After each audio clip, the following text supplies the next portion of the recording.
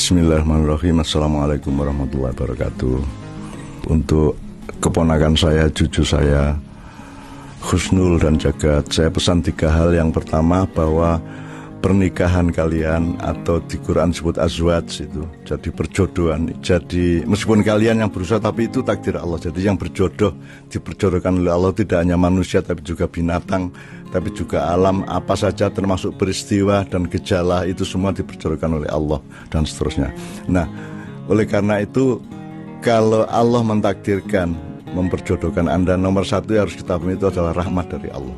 Jadi azwaj itu bagian dari rahmat Allah. Nah, rahmat ini kan oleh Allah dikasih tanpa reserve, tanpa nawar-nawar, tanpa kasih regulasi, pokoknya semua dikasih rahmat. Nah, tapi di antara rahmat Allah yang terus meluas dan dilimpahkan tiap saat siang malam itu, Allah memberikan butiran-butiran atau esensi-esensi atau tiupan-tiupan yang namanya tiupan cinta yang disebut mawaddah. Orang diberi mawaddah mencintai orang yang lain, terus orang yang lainnya itu juga dikasih mawaddah untuk mencintai orang yang mencintainya, maka kalian kemudian nikah. Jadi urutannya adalah kalian berada dalam rahmat Allah, kemudian dikasih mawaddah sehingga kalian nikah.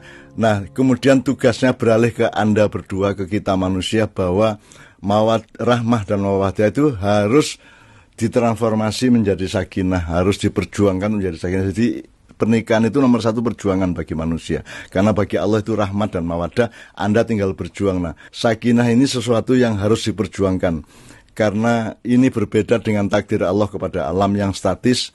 Kalau yang statis disebut litaskunu fi, misalnya pohon menancap, ya, awan berarak atau angin bertiup, itu semua itu litaskunu fi. Tapi kalau laki-laki kepada perempuan, perjodohan di antara manusia itu bersifat dinamis dan harus diperjuangkan oleh yang bersangkutan, maka disebut litaskunu ila.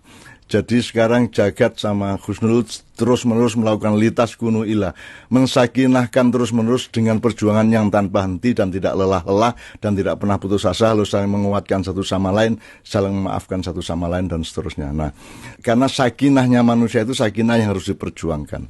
Nah, untuk itu saya pesan supaya Anda memahami diri Anda secara lebih lengkap. Itu di surat Ar-Rum biasanya dibaca oleh para qori dalam acara resepsi, itu dibaca ayat 21.